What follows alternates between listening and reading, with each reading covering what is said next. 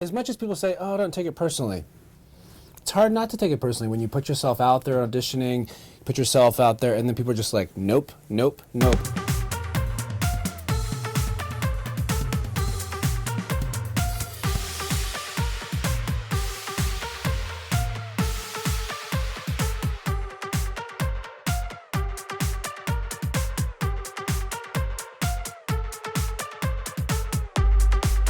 When I found out you were coming on the show, I don't know if there's anyone I was more excited to find out was coming on Real Biz than Tony Hale. That's really nice. Thank you. I'm a disaster.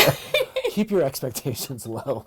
My expectations are very high. I'm gonna thoroughly disappoint. No, you're not going to. I think that anybody who knows you, they loved you in Arrested Development. They love you in Veep. So excited to see the new season. This is so much to bear. Lift me up.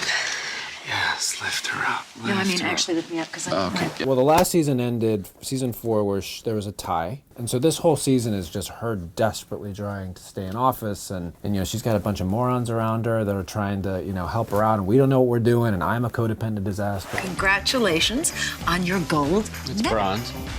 Oh, bronze medal. It's fun. But it's like mistake after mistake after mistake. Kind of like what's playing out in the real world of politics right There's a now. lot of parallels. How do you think Selena would feel if she was running against Donald Trump? I think they'd be a better partnership. I think you would be more afraid of a Trump than a Meyer? Oh, yeah. Somebody asked me recently, they said, oh, would you be the bagman to Frank Underwood on House of Cards? And I was like, I'd be dead. He'd kill me. I think Donald Trump would kill me. You would have way too many secrets and you would accidentally spill them every day. And that's what I do love about Veep so much, is it takes, I mean, granted, we're a satire and hope to God it's not happening in real life, but it looks behind the curtain a little bit. And it's like, these people are human. Vermont and Connecticut, yep, they're for us. Yeah, Vermont, yeah, Connecticut. Okay, settle down. A bowl of hair could win those states. You grew up in Tallahassee, I did. Florida. 7th grade through high school, yeah. and you studied journalism initially. I did. Were you going to be a journalist? More of just like, I remember telling him, like, I just like people. Like, that was kind of like what I said. I was like, I just like being around people. And because it was a big field, and I also kind of dabbled in advertising. What was the point in your life where you decided, I want to be an actor? That's what I want to do. I knew I liked it a lot in high school. And then I went to college and didn't think I could make a career out of it. After it, I was like, you know what, I think I'm going to dabble a little bit in acting again. So I moved to New York in 1995 and started, my first show was Shakespeare in the Parking Lot, where we did Taming of the Shrew in a parking lot in the East Village. How did you feel doing that? Were you excited? Like, were you so embarrassed? Okay. Because I was 25 and I had that, you know, that young energy, and I was just like, let's go. And it was pre-Twitter and everything. Oh, so yeah. how were you even getting the word out? I don't even know. Like flyers, always stick around flyers, but I did that, and then I started to get, and I did every job in New York possibly, and then I started getting into commercials and really loved it, but it took me 7 or 8 years to find an agent for film and TV. People couldn't see beyond you being a commercial actor. There's a lot of people out there who are aspiring actors and they're going to initially get into acting via commercial work. How did you make the point that, hey, I could be more than this? What did it take? The thing about New York, which was so great, is people saw theater. And in LA, they don't really, it's not really a theater town. So you had a lot of opportunities to showcase your work in New York. So I would do all these showcases. And where you could do scene work and you could kind of show people outside of like that kind of commercial stuff. I get the question a lot of like what advice to give to actors. One mistake I didn't do is I always looked at getting a sitcom as like my big thing of like, oh, when that sitcoms comes, and I was always looking at that, which is great, but I wasn't present. I was always like, oh, when that happens, and it's that whole thing, if you're not practicing contentment where you are, you're not going to be content when you get what you want. When I got the sitcom, I remember thinking, oh, I gave this a lot of weight, and it was a real wake-up call of, it didn't satisfy me the way I thought it was going to satisfy me because I hadn't been present for most of my life. And any young actor, I'm like, I know it's hard, but just stay present. Just try to stay present. Because I think in this business, it's always like, what's next for you? What's next? What's next? And you're always looking ahead.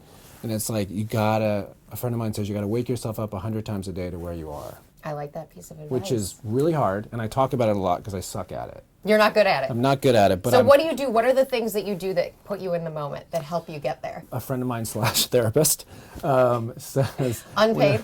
Unpaid. Whenever you live in the what if, whenever you find yourself what ifing, you just say not now. not now. And so right now, I'm having an amazing conversation, and that's where I am right now. And you have to do it. Sometimes you have to do it just throughout the day, because I can find myself checking out and living somewhere else. It's like, not now. This is where I am right now. Were you living in the moment when you did the Volkswagen commercial, the wow, Mr. good Roboto callback. commercial?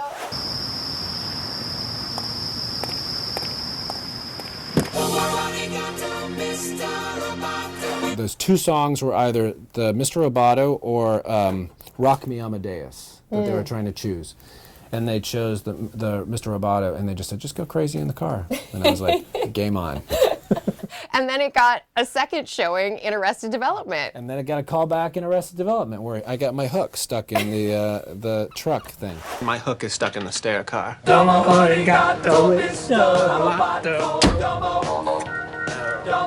I want to go to Buster a little bit because I think... Poor Buster. Poor Buster. How did you get into the character of Buster? Was he based on someone real? Buster had recently brought home a turtle in an incredibly misguided attempt to make his mother jealous. It does scare me how naturally the character came to me. Two icons of mine growing up were Tim Conway and Bob Newhart. And one thing that they both did that I so appreciate is they sat in tension. They didn't, many times with comedy, people feel like they gotta push the comedy. It's like, this is funny, and they gotta push, push, push. Rather than just the circumstances being crazy, like Arrested Development was crazy, and just sitting in that tension, and just sitting in that awkwardness, because that's life. You know, many times crazy things happen, you just sit there, and it's funny to watch people. It's like The Office, you watch people in that awkwardness.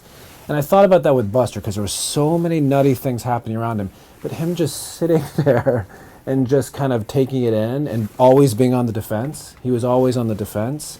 That's kind of maybe how it came about a little bit. I also Googled you and found that you're renting out Oh, God.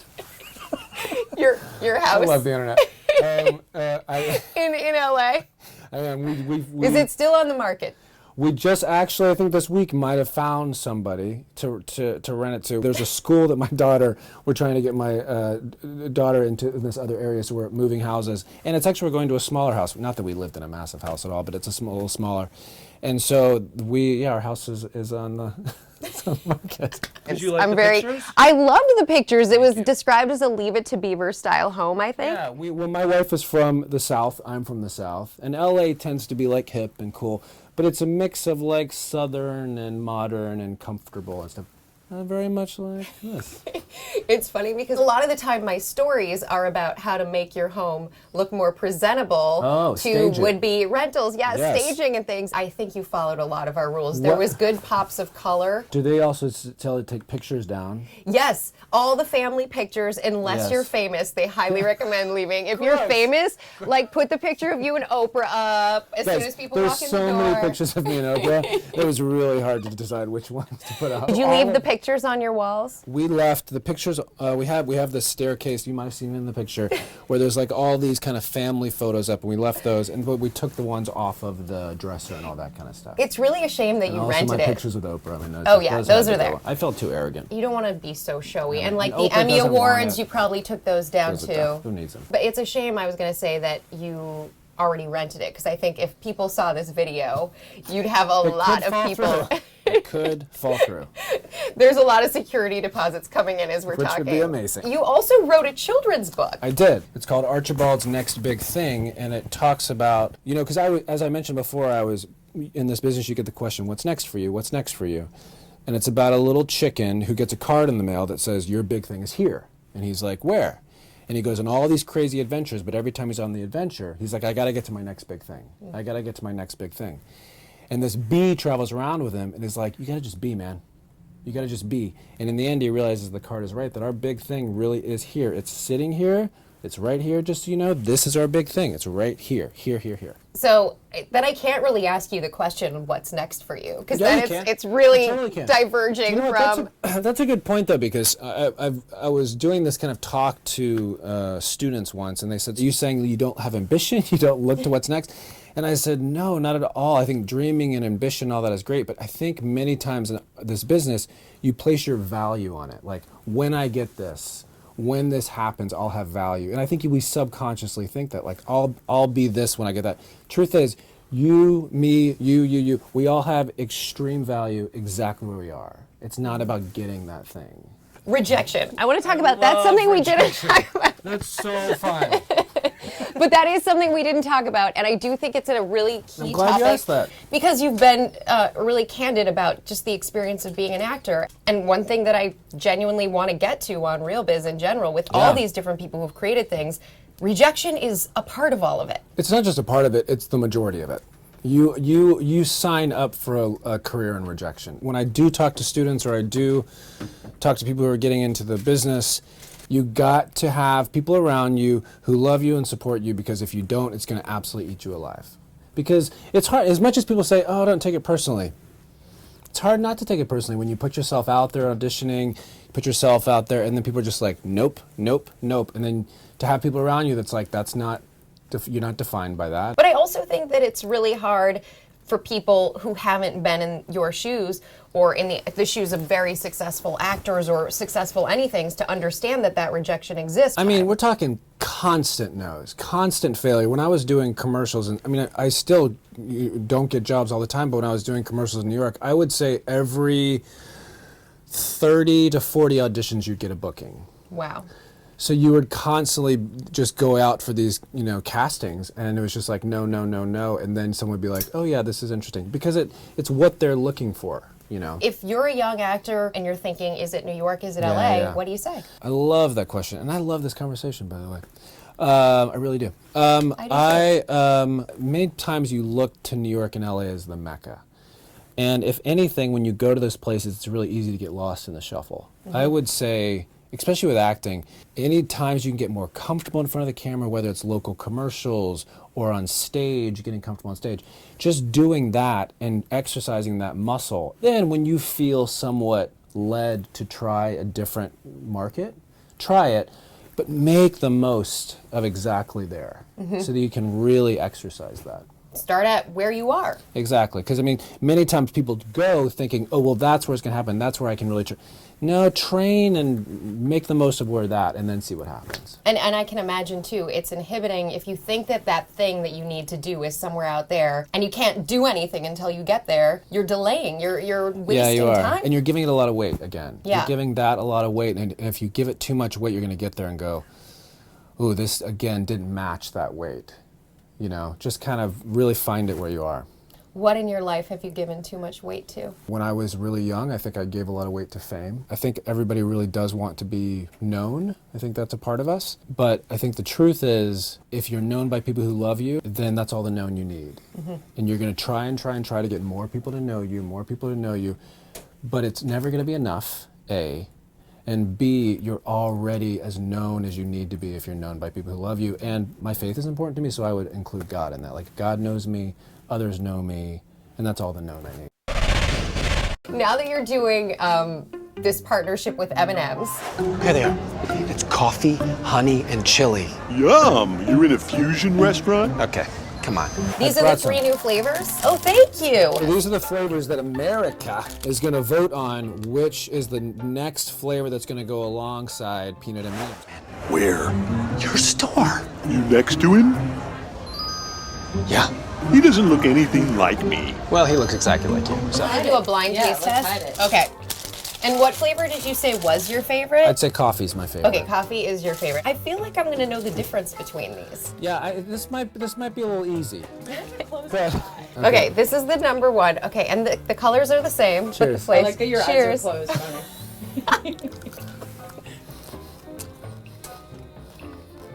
Oh. That Okay. tastes like honey nut to me. No, there's a kick. That's chili. Verdict is? It's chili. And by the way, Good job, Kelly!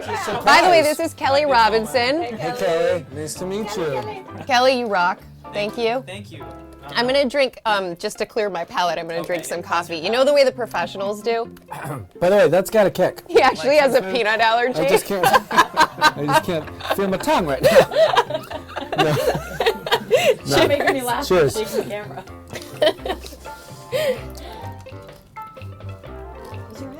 Okay. That's honey. Definitely honey nut. Okay. Guys, we're jamming. We're killing this. We're knocking it out of the park. These are like the most obvious flavors when we put them in. Guys, knocking it out of the park. This one actually is colored more like correct. a coffee. This But has like we a don't coffee. know. Cheers. Yeah. My favorite was the chili. I gotta say, I used to like coffee. Not that I don't like it now. I do like it. But I enjoyed the chili. And I'm not a spicy guy. Yeah. I liked the chili. I like Because I'm anything in my with a 40s and my digestion doesn't like it. We've covered your digestion and your home for rent. Is there anything we've missed here, Tony? This is real biz. This is real biz.